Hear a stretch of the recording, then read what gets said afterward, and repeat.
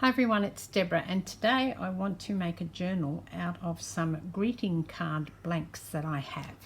Now if you're like me and you used to make greeting cards, you may have a whole heap of these hanging around like I do. So what I wanted to do was just to make a journal with some of them, and this would just be a journal that I might give to somebody as a birthday card. I could put photos in it, messages, or it might be something that I just keep for myself and put some little memories in. I'm not sure what I'm going to do with it yet. I've started out by taking the pieces of the card. So this is a standard size greeting card. So it is 8 1/4 and 5 and just over, 5 1/4, a little bit more in height. And I've scored them in half so that I've got, half a dozen. I'm not sure how many I'll use yet. Then I've taken another piece, because this is not pre-scored, this particular card, which is actually good because it's, you just have the whole thing to work with. I've left an inch at one end and then I've scored it every ½ inch, and now I'm just going to fold it up into an accordion at the ½ inch mark.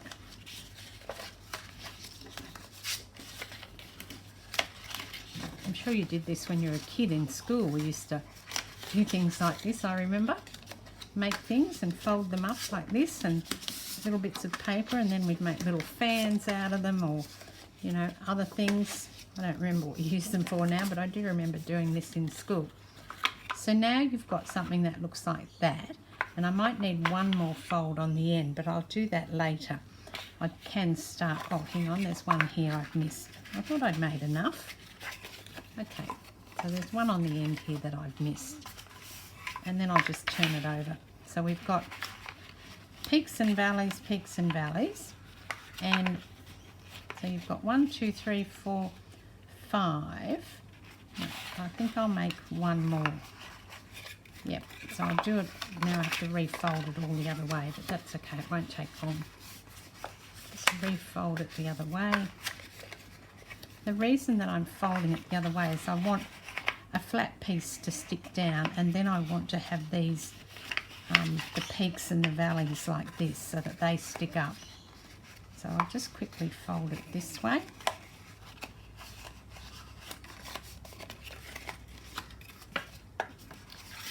And it's pretty easy to do this, just as long as you've got a scoreboard. I mean, before I had the scoreboard, things like this were very hard. So, and at the end you need to have 2 that will fold like that. So I will probably end up putting one more score line down here.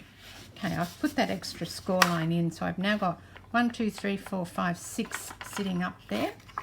Now I'm going to take my glue and run some glue down the back of them. So I flipped it over, and just before I put them together, I'll just run some glue down all of them so that they'll stick together and create these little things that stick up.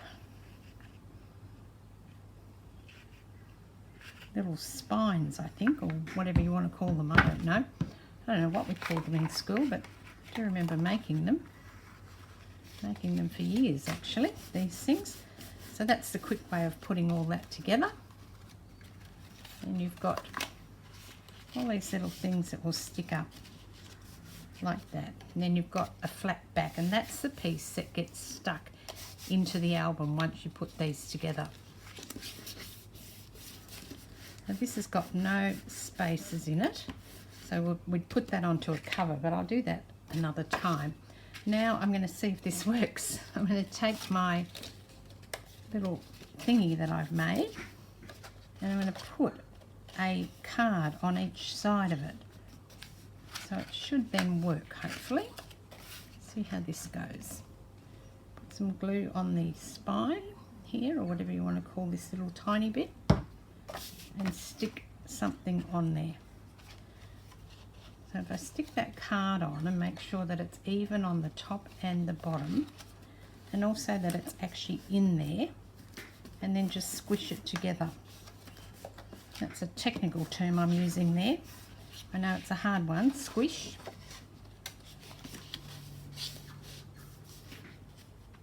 And then I would hope that when this is in the thing, I can open this up like this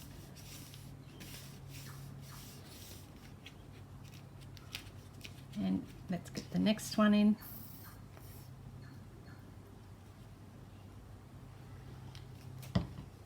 I'm only putting glue on one side when I do this, not both sides, because it needs to be able to turn over. I also need to get it so that it's nice and straight, lining up with the one before. Oh, I think it's the actual card is not lining up. That's okay, that's what trimmers are for. I will trim it down at the end. So this will open up, and then you'll have another page here, and another page here, and another page there. It looks like it's working. Yep, okay, we'll keep going then.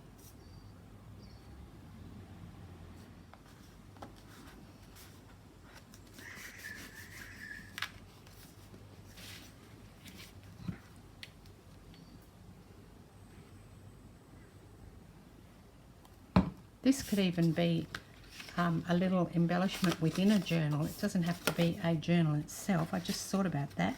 I could do this as a little booklet.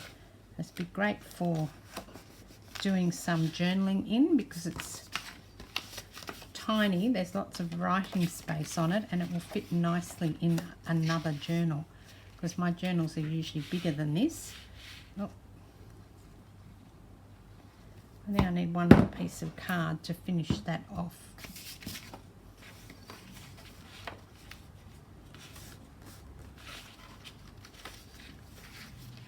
And there you go, that's going to sit in the journal like that, and you're going to be able to open each of the pages to write on them, because they're only stuck on one side. So this side's always going to have this spine that looks like that. That's where it's stuck down.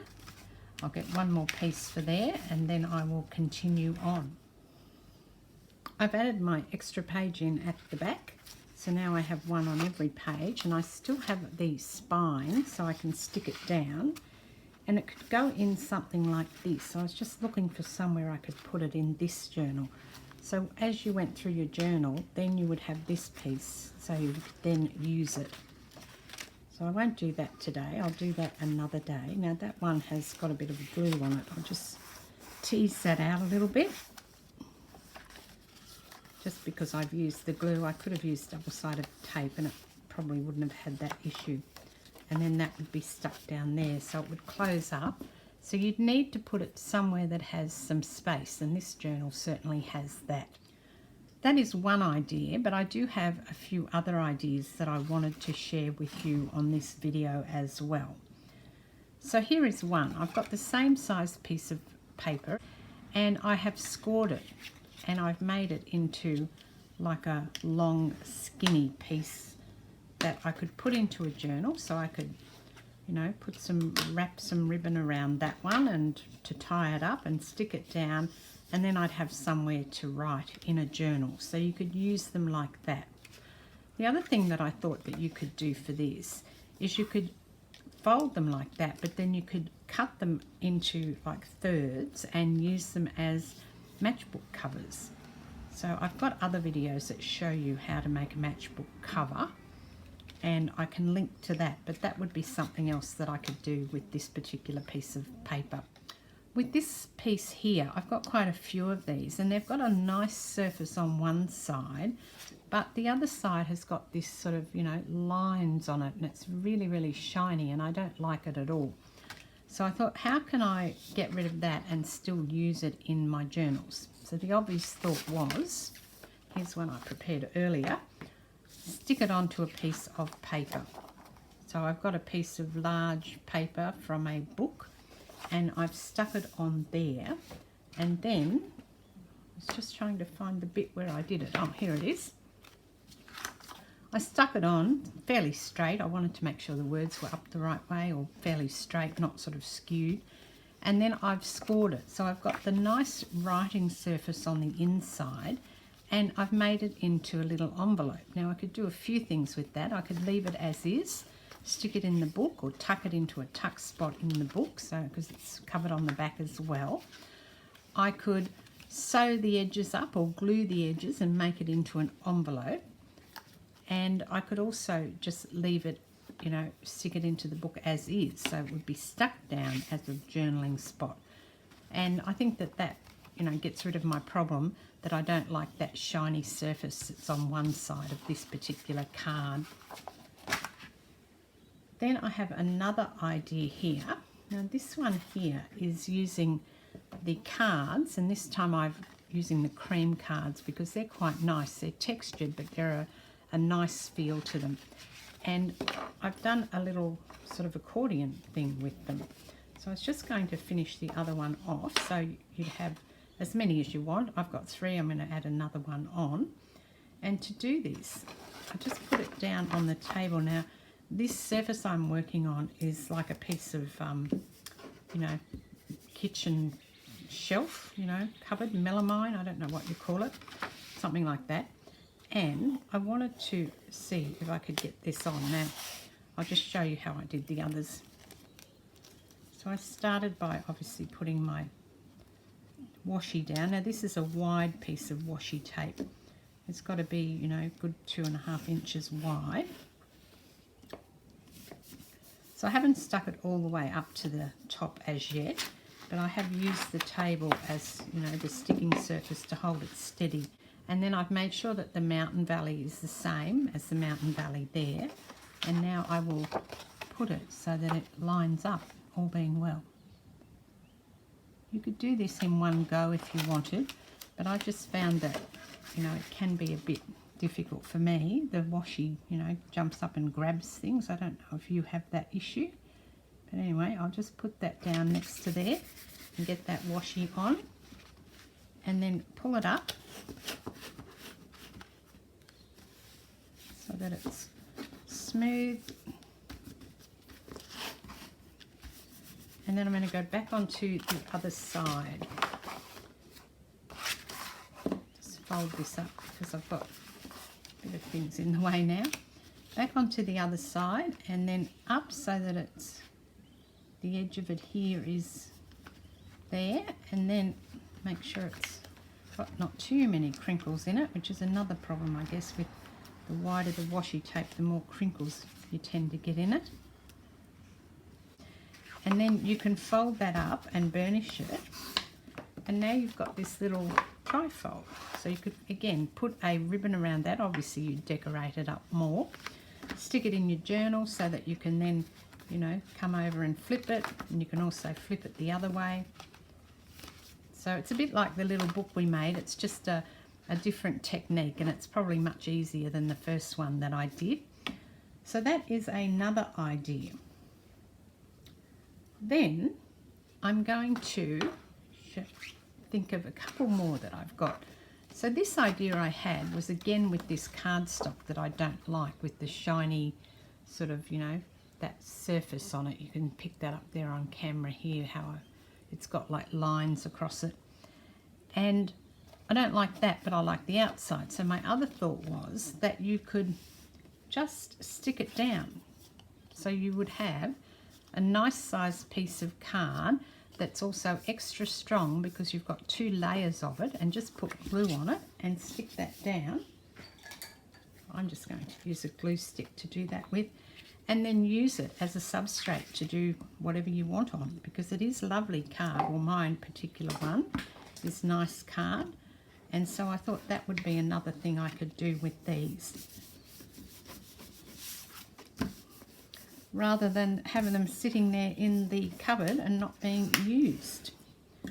So there you go. And then that would go into a pocket, and it would be quite nice in terms of a surface to write on and or to journal, you know, to put some decorative pieces on. So that's another idea. And then I have one more idea. So again, I have going to take this, which is that card I don't like, and I've scored it in half so that I've got the same thing that I had here. Only I'm not going to stick this one down. I'm going to leave this one unstuck for now. And what I'm going to do is, I have some paper here, and I wanted to put this on top. I will have to trim that down a little bit because it's slightly over. And I wanted to put a photo inside. I have got my double card, and I've covered the top in paper, and I've put a photo in with a circle cut out. You could put an embellishment in there, you know, a flower or whatever sort of image you want in there. I just happened to have a photo, and it just fit perfectly with the, you know, into that circle, so that was pretty lucky. And how I did this was, I got my cutter, so this is just my 1.5 inch punch, and I punched it so that it would fit in. It goes in only so far. I don't have one of these punches that goes in any further, but I didn't want it right on the bottom, so I put it up a bit. And I actually did this before I got that photo out. I then looked for a photo, and I happened to hit one that struck perfectly. Now this would be good. You could decorate this up and give it as a gift and stick the photo inside, so they could say, oh look, now there's a surprise, there's more people. And then I thought when they got that, they could turn that over. There's a hole in the back because I was testing it, but they could turn that over and they could use it as a, you know, as a display piece on the counter. So that would be something that they could do with it. So the question is, how did I punch this in the same spot as that?